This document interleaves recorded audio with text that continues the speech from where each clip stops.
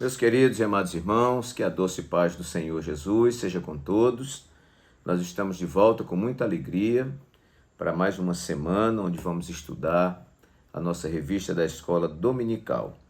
Nesse vídeo denominado Escola Bíblica Complementar, onde nós comentamos aqui semanalmente a revista de adultos publicada pela Casa Publicadora das Assembleias de Deus. Esta lição que estamos estudando, semana após semana, eu apresento aqui para os irmãos uma lição substanciosa, falando de um assunto muito pertinente para os nossos dias, a supremacia das Escrituras. As Escrituras, para nós, está acima de qualquer manual, de qualquer orientação, de qualquer profecia, de qualquer visão. A palavra de Deus, como diz na Reforma, sola Scriptura, somente as Escrituras. Nela encontramos tudo quanto precisamos. Uma lição muito preciosa que nós devemos guardar em nossos arquivos, para futuros estudos.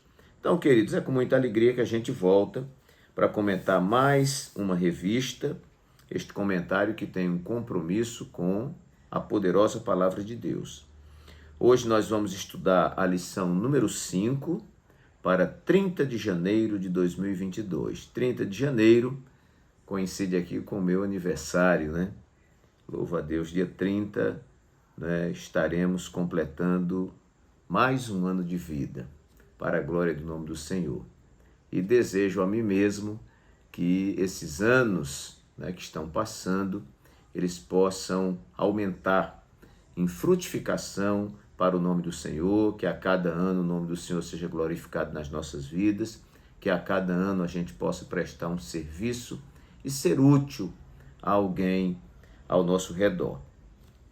Muito bem, queridos, a nossa lição de hoje, o título dela é Como Ler as Escrituras. Já estudamos muita coisa boa ao longo desse trimestre, já estudamos sobre a autoridade da Bíblia, a inspiração divina da Bíblia, a inerrância da Bíblia, ela não tem erros, Também estudamos sobre a estrutura da Bíblia, como ler as Escrituras, que é a lição que vamos estudar hoje, lição número 5. Então, meus queridos, a nossa lição, ela veio assim, com muita orientação. E eu, quando vejo essa lição, eu me lembro do texto de Paulo a Timóteo, que diz assim: Timóteo, procura apresentar-te a Deus aprovado, como obreiro que não tem de que se envergonhar, que maneja bem a palavra da verdade.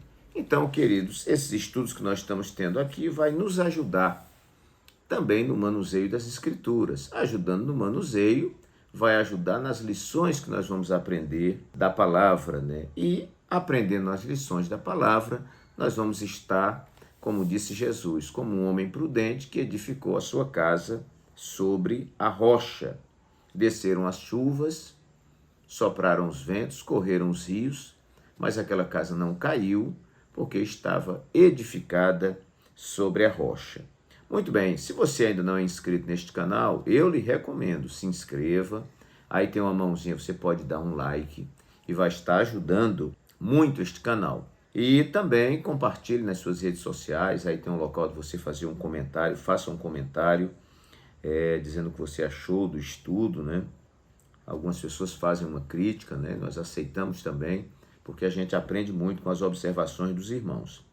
E falando em como ler as Escrituras, 2021 eu estou devendo aqui, estou coletando nomes de irmãos que leram a Bíblia toda em 2021, começaram em 2021 e terminaram em 2021, e logo a seguir estaremos aí mencionando o nome desses irmãos que honraram ao Senhor, lendo a sua palavra. Toda a Bíblia, isso é muito importante. Então, como ler as Escrituras é o título. O nosso texto áureo diz assim: E, correndo Filipe, ouviu que lia o profeta Isaías e disse: Entendes tu o que lês? Atos 8:30. A verdade prática nos diz: as técnicas de interpretação auxiliam na compreensão da Bíblia, mas não são infalíveis. Afinal de contas, são técnicas de interpretação. por isso não podem ser colocadas acima da autoridade da palavra de Deus. Nossa leitura bíblica em classe, um texto relativamente pequeno, Atos capítulo 8, versículos 26 a 30, que nos diz assim: E o anjo do Senhor falou a Filipe, dizendo: Levanta-te e vai para a banda do sul, ao caminho que desce de Jerusalém para Gaza, que está deserto. E levantou-se e foi. E eis que um homem etíope, eunuco, mordomo-mor de Candace, rainha dos etíopes, o qual era superintendente de todos os seus tesouros, e tinha ido a Jerusalém para adoração, regressava e, assentado no seu carro, lia o profeta Isaías. E disse o Espírito a Filipe: Chega-te e ajunta-te a esse carro.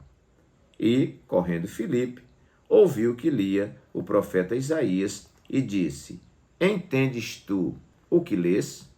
Muito bem, nossa lição, ela tem aqui, inclusive agora tem plano de aula, né, na lição do mestre e tudo mais, e ela consta de uma introdução. Tópico número 1 vai falar sobre a Bíblia precisa ser interpretada. Né? O tópico número 2, pressupostos pentecostais para ler a Bíblia. E o terceiro tópico, regras básicas de interpretação. Né? Pelo assunto, irmãos, é um pouco difícil, né, da gente montar assim os tópicos, mas eu tenho me esforçado e nós montamos aqui 10 tópicos que podem te dar uma orientação na hora da exposição, até porque os tópicos aproveitam o comentário, que eu canso de dizer aqui, né? É um comentário rico. Nosso pastor Douglas Batista é um mestre, né? Não é qualquer pessoa que comenta essa revista, são pessoas selecionadas com muito critério pela Casa Publicadora das Assembleias de Deus, certamente com o respaldo da Convenção das Assembleias de Deus no Brasil, né? Então, é uma lição muito bem comentada. O que estou fazendo aqui é tentando dar uma sistematizada em 10 tópicos que aí, de repente, sugerem uma ideia. Eu creio que aqui nos meus 10 tópicos tem algum tópico que não está aqui na lição e que pode ajudar no seu estudo aí. Muito bem, então vamos para o nosso comentário. A minha primeira anotação, meu primeiro tópico aqui, que está condizendo com o título da lição, a lição diz como ler as Escrituras. Eu coloquei: as Escrituras devem ser lidas com entendimento em primeiro lugar. Então a Bíblia não pode ser lida simplesmente com emoção. A Bíblia tem que ser lida com entendimento, com raciocínio. Né? Então, vejam que na parábola do semeador, diz que uma parte da semente caiu à beira do caminho. E tem um evangelista que diz que os homens pisaram nessa semente e que pássaros comeram essa semente. E a interpretação que Jesus deu para essa parábola, ele disse: olha, esses são aqueles que ouvem a palavra, não compreendem a palavra, e vem o inimigo e rouba o que foi semeado no coração. Muito bem, então a gente precisa ter muito cuidado, porque as coisas que são feitas na casa de Deus têm que ser feitas com sabedoria e com entendimento. Nós não estamos falando aqui de racionalismo, estamos falando de entendimento. Não é? Romanos capítulo 12, no versículo 1, né? O apóstolo diz: rogo-vos, pois, irmãos, pela compaixão de Deus, que apresenteis os vossos corpos em sacrifício vivo, santo e agradável a Deus, que é o vosso culto racional. Então, as Escrituras devem ser lidas com entendimento. Eu me baseio no texto áureo, onde diz assim: e correndo Filipe, ouviu que lia o profeta Isaías. Quem lia? O eunuco, lá da rainha, né? Da rainha lá dos etíopes, né? Candace. E ele lia. Aí, qual é a preocupação de Filipe? Filipe diz assim: você está entendendo o que você está lendo? Entendes o que lês? Você está compreendendo? Você está lendo aí e está tendo entendimento do que você está lendo? Qual deveria ser a resposta? Sim ou não? Se ele estava entendendo, ok. Se não estava entendendo, era o momento do evangelista levar a palavra até aquele homem. E, na realidade, o homem não estava entendendo, né, o que acontecia. Vamos para o tópico 3 e subtópico 3, que tem um respaldo também interessante sobre esse tema. 3 e 3. Você olhando mais ou menos no meio do comentário diz assim: assim sendo, o intérprete não pode criar outro cânon dentro do cânon bíblico. Ou seja, não cabe ao estudante fragmentar ou relativizar os textos inspirados. Não se pode empregar métodos subjetivos focados no leitor, em prejuízo do texto e do autor bíblico. Ratificamos que as experiências devem ser submetidas ao crivo das Escrituras Sagradas. Por fim, reconhecemos que as técnicas hermenêuticas são infalíveis. Então, quando a gente usa exegese, usa hermenêutica, que nós vamos explicar daqui a pouco, é na busca de entendimento. Então, queridos, eu coloco aqui em primeiro lugar, as Escrituras devem ser lidas com entendimento. Em segundo lugar, vou me basear na verdade prática.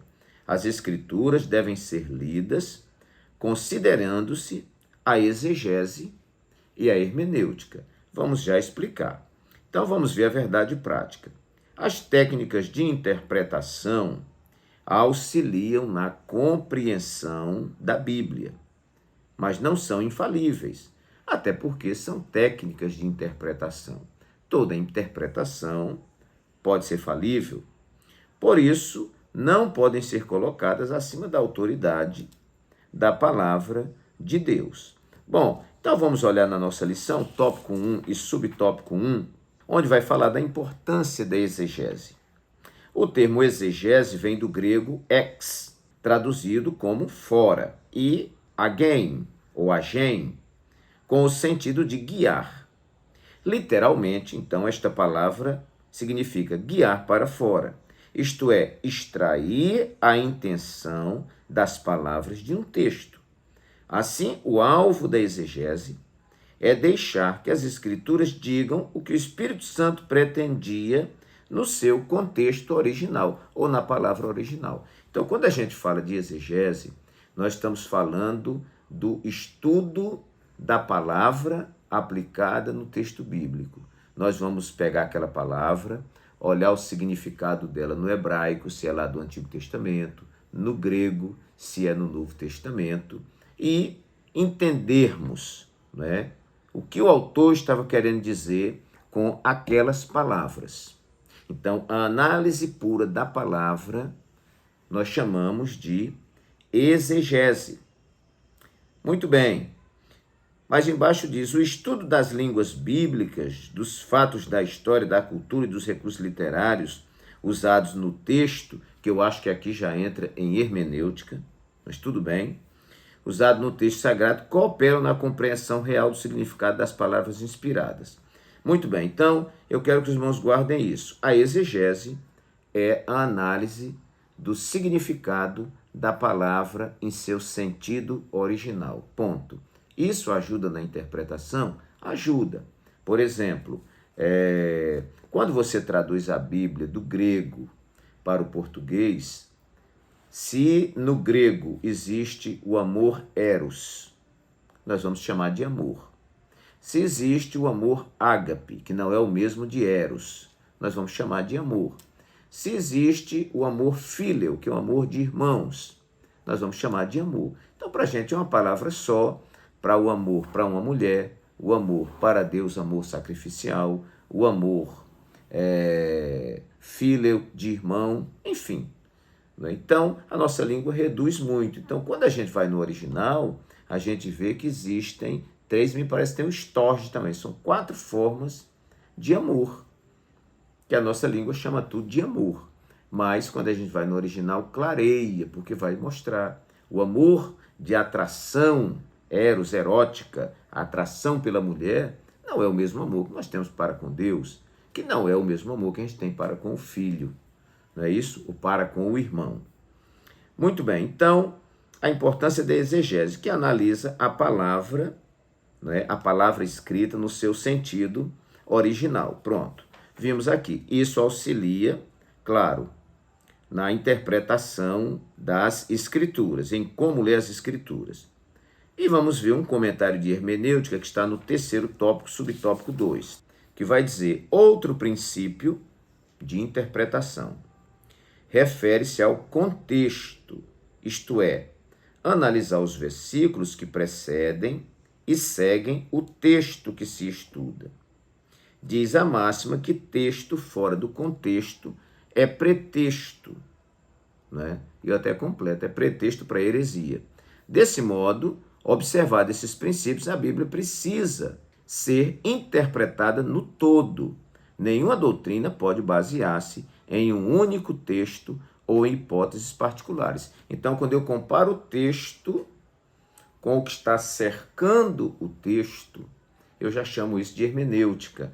Quando eu considero a questão histórica, geográfica, cultural da época, né? Tudo que está girando ao redor desse texto, quem falou, para quem falou, por que falou, nós chamamos isso de hermenêutica, ou seja, exegese é nós analisarmos a palavra no seu sentido original, não importa o que está antes, não importa o que está depois, nem o que está do lado, nem os contextos, nada. Análise da palavra pela palavra, no seu sentido original. E a hermenêutica é esta análise que nós fazemos olhando o que está ao redor. Quando Jesus falou esta palavra, qual era o contexto, qual era a situação e etc., onde ele estava, né? Tudo mais. Muito bem. Então, queridos, as escrituras devem ser lidas considerando-se a exegese e a hermenêutica, em segundo lugar. Vamos então para o nosso terceiro tópico.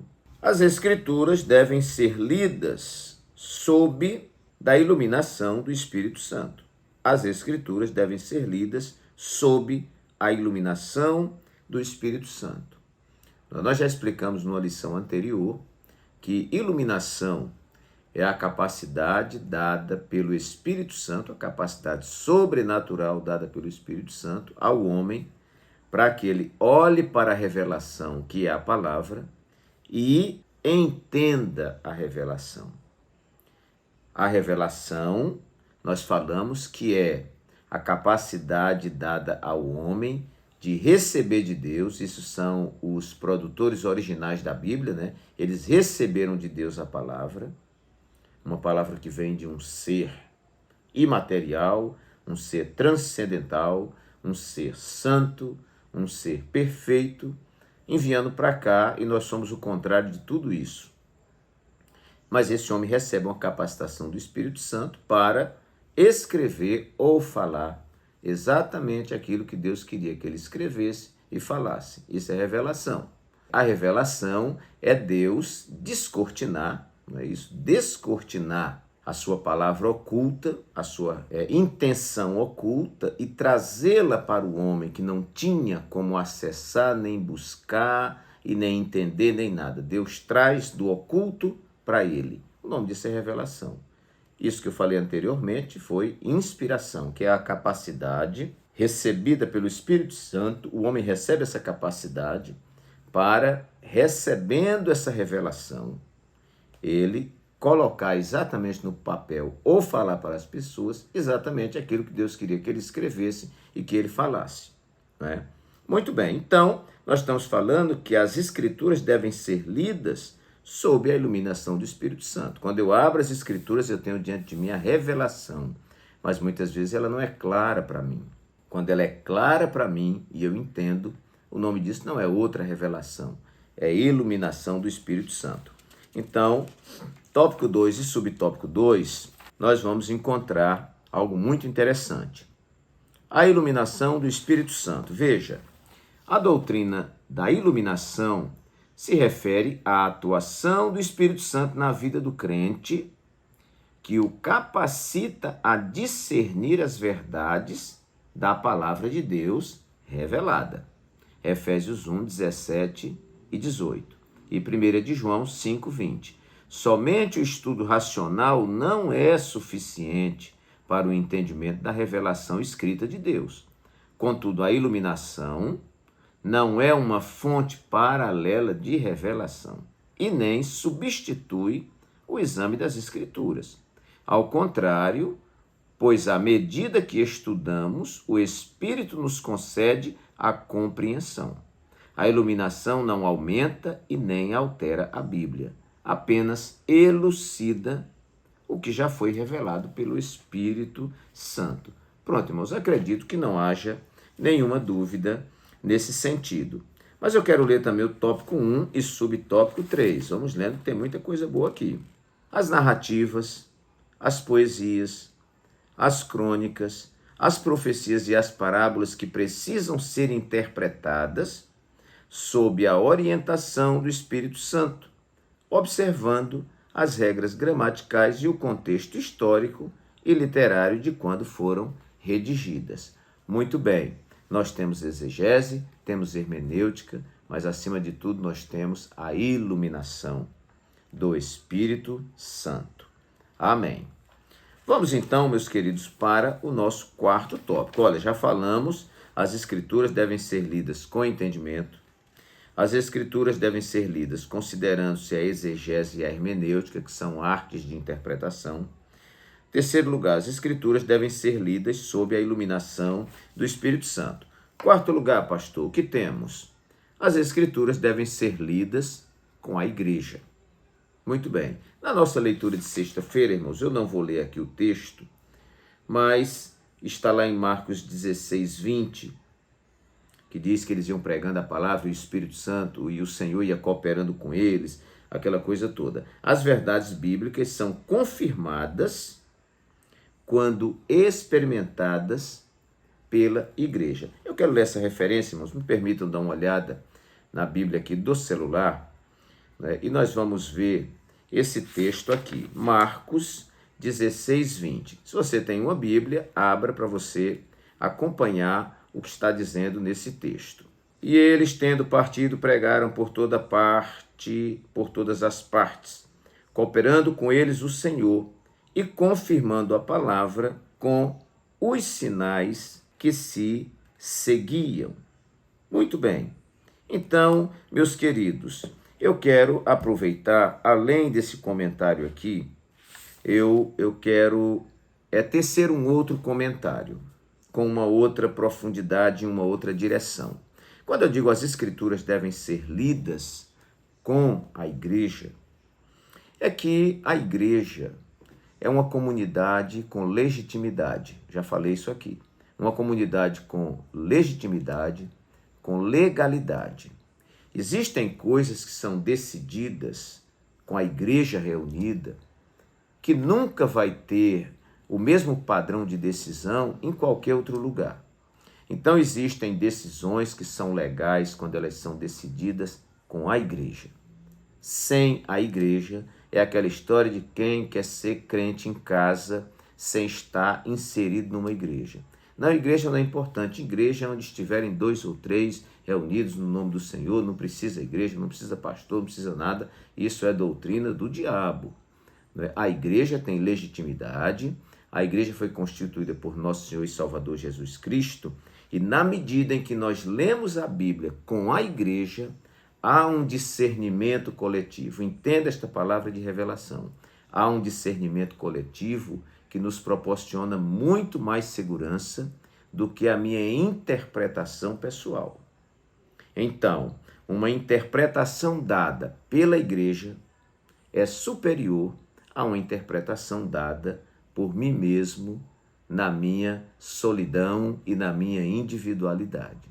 Porque esse corpo, essa comunidade reunida tem legalidade. Quando a Bíblia diz assim, Jesus diz, olha, o que vocês ligarem na terra. Uma versão diz, será ligada no céu. Outra diz, o que vocês ligarem na terra terá sido ligado no céu. O que vocês desligarem na terra terá sido desligado nos céus. Inclusive, aprendemos que um dos critérios para que o livro fosse considerado canônico, os irmãos estão lembrados disso, era o livro ser reconhecido pela igreja. Então a igreja tem legitimidade na interpretação da palavra. Então as escrituras não devem ser lidas só por mim, na minha individualidade, no meu devocional. Ela deve ser lida, e não somente lida, mas exposta diante de toda a igreja. Acredito que isso aqui seja muito interessante, tá, irmãos? Quinto lugar, as escrituras devem ser lidas sem seletividades. Me parece que não tem um comentário sobre isso aqui. Então, o que é isso? São pessoas que leem a Bíblia como se estivesse com caixinha de promessa, tirando somente o que ele quer ouvir. E a Bíblia deve ser lida toda. O meu incentivo aqui para os irmãos, e eu quero dizer para vocês que muita gente que nunca tinha lido a Bíblia toda e que leu, diz, pastor, eu não sabia que era tão precioso assim, porque a gente não ouve tudo na igreja. Tem pastor que ele pega um livro da Bíblia e passa 3 anos na igreja falando de um livro da Bíblia. A Bíblia tem 66 livros. Então, irmãos, para que a gente tenha uma visão mais contextualizada, uma amplitude maior, seja vacinado, vou até dizer assim, seja vacinado contra as interpretações baseadas em um texto isolado. Então, quando a gente tem uma visão contextualizada, a Bíblia se explica por si mesma. Então, não é ler a Bíblia, estudar as Escrituras com seletividade. Isso aqui eu não quero, isso aqui eu quero. Porque já estão fazendo Bíblias seletivas. Quando a Bíblia condena determinado ato e as pessoas praticam aquele ato, vamos tirar isso da Bíblia. Aí alguém diz, não, Paulo, ele ensinou coisas, mas ele está contradizendo Jesus. Não, o Antigo Testamento, o Deus do Antigo Testamento não é o Deus do Novo Testamento, arranca o Antigo Testamento. Isto é doutrina de demônio. São falsos mestres que têm se levantado para tentar subtrair ou acrescentar coisas à palavra do Senhor. Não, a Bíblia para nós é nua e crua. Nós vamos receber todos os ensinamentos da Bíblia. Se eu passo em um ponto e essa palavra me confronta, me dá indigestão, problema meu, que não estou enquadrado na palavra. Eu tenho que olhar e me enquadrar na palavra. Então, Bíblia não é self-service, que você vai lá e pega isso. Não, isso aqui eu quero aquilo. Isso ali eu não quero aquele. Não. A Bíblia toda, para o homem todo, como diz a teologia da missão integral. A Bíblia toda, para o homem todo, para o homem como um todo, em todo tempo, em todos os lugares e em todas as situações. Graças a Deus por isto. Sexto lugar, as Escrituras devem ser lidas buscando o princípio e a aplicabilidade. Me parece que também nós não temos um comentário nesse sentido, mas é muito bom a gente pensar nisso aqui também. Eu estou estudando, se você quiser acompanhar, eu estou pastoreando a igreja em Xanda Jaqueira, você pode colocar aí AD de Assembleia de Deus, AD Jaqueira TV. E você vai encontrar lá os nossos cultos. Na nossa transmissão ainda está com alguns probleminhas, mas a gente está conseguindo entender a mensagem pregada. E eu estou falando sobre um tema importantíssimo, princípios que uma igreja nunca pode esquecer. Falamos o primeiro princípio e vamos agora, sexta-feira, com a ajuda do Senhor, falarmos o segundo princípio. Então, eu tenho orientado a igreja a que quando a gente ler a Bíblia, a gente busque o princípio na palavra. Por que Jesus operou este milagre? Será que foi só para o cego ver e a gente saber que um cego viu? Não existe um princípio embutido ali, não é? Quando Jesus usou esta expressão, ou contou essa parábola, ou quando Jesus deu esse ensino, qual o princípio que está ali? Porque, queridos, quando você vive o princípio da palavra, você não precisa nem pedir, Senhor, me abençoe, porque o próprio princípio gera, a bênção. Por exemplo, a Bíblia diz, trazei todos os dízimos à casa do tesouro para que haja mantimento na minha casa. e façam prova de mim se eu não vou abrir as janelas dos céus e não vou abençoar você. Eu quero que as janelas dos céus se abram e venha uma bênção com abastança sobre mim. O que é que eu tenho que fazer? Entregar meus dízimos na casa do tesouro. A Bíblia diz, se você busca o reino de Deus em primeiro lugar, as coisas que você precisa serão acrescentadas na sua vida. Ora, eu quero que Deus cuide de mim, cuide das minhas necessidades. O que é que eu tenho que fazer?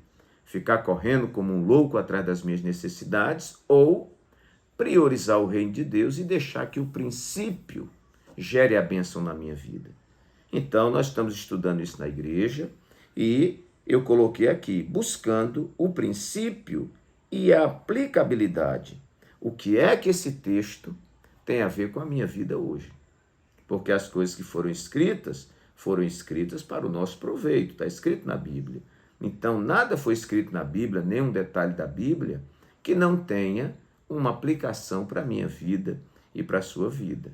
Para mim, a melhor pregação que existe não é nem aquela que me deixa alegre, me deixa pulando, me deixa saltando. Para mim, a melhor pregação que existe é aquela onde o pregador lê o texto bíblico, ele explica o texto bíblico, ou tira as plíncies do texto, né? Conforme o explicar, né? Essa palavra tem essa conotação de tirar as plíncies, né? É você clarear o que está escrito. Então, lê o texto direitinho, com as pontuações, explicou o texto e disse o que esse texto tem a ver com a minha vida, pronto, para mim é a grande pregação. Então, a gente precisa buscar, quando a gente lê a Bíblia, né? Ou as Escrituras devem ser lidas, que é o nosso título, buscando o princípio gerador da bênção, que é o eixo do texto, da palavra, do que Jesus quis ensinar, e a aplicabilidade, que é a aplicação à minha vida. Vamos então para o nosso 7º ponto. Estamos caminhando para o final. As Escrituras devem ser lidas, em 7º lugar, com isenção de pré-conceitos. O que são pré-conceitos? São conceitos formulados antecipadamente. Às vezes eu vou ao texto bíblico já com os meus conceitos formados anteriormente. Conceitos formados anteriormente são pré-conceitos, né? Então, vamos ver aqui o tópico 1 e subtópico 2, onde nós temos também aqui algo interessante, onde o autor trata sobre as limitações dos leitores. Nesse aspecto, é preciso reconhecer que toda vez que lemos a Bíblia, estamos interpretando. Isso porque todos os leitores são também intérpretes. Tá? Daniel capítulo 9, versículo 2. O problema dessa constatação reside nas ideias que trazemos conosco antes mesmo de começarmos a leitura da Bíblia. Então, às vezes alguém pega um texto, ele já tem a ideia formada.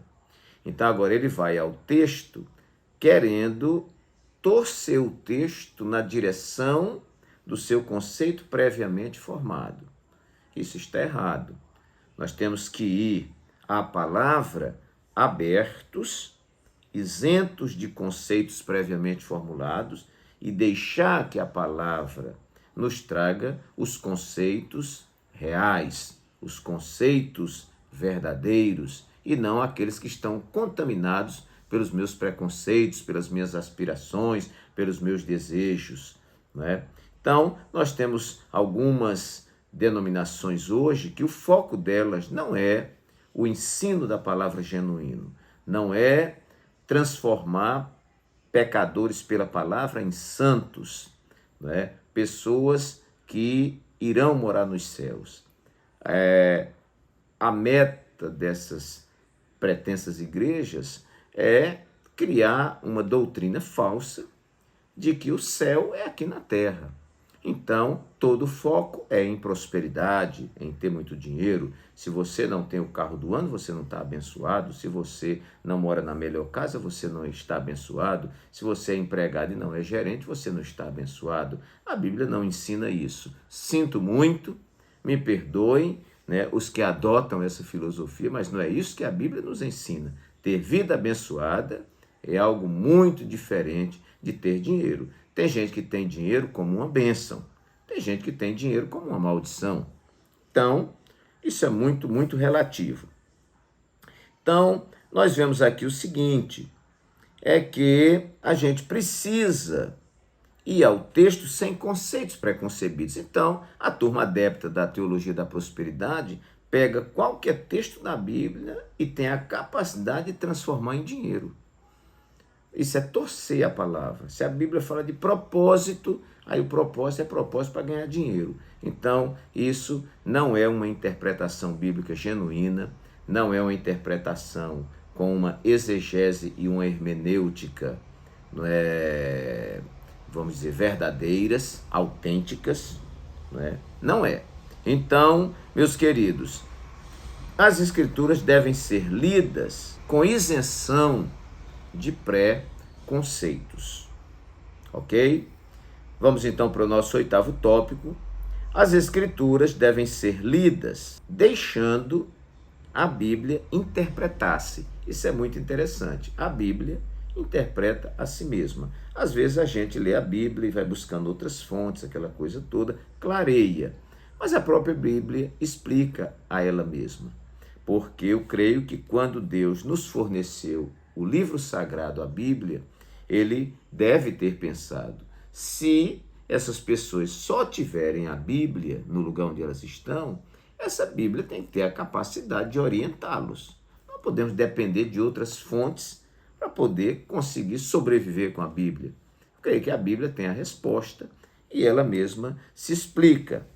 Muito bem, então vamos lá para o tópico 3 e vamos ver o subtópico 1 e 2 que clareiam essa ideia. Vamos ver aqui. O subtópico 1 diz assim: a Escritura é sua própria intérprete.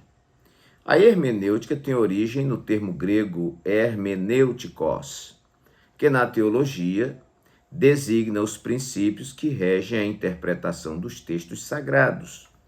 Lutero desenvolveu a máxima de que a Escritura tem de ser interpretada e entendida por si mesma. Tem até uma referência aqui, Isaías 8:20. Significa que devemos estudar a Bíblia seguindo o método pelo qual uma parte do texto auxilia na compreensão do outro texto. Às vezes alguém lê um versículo e diz, não entendi esse versículo.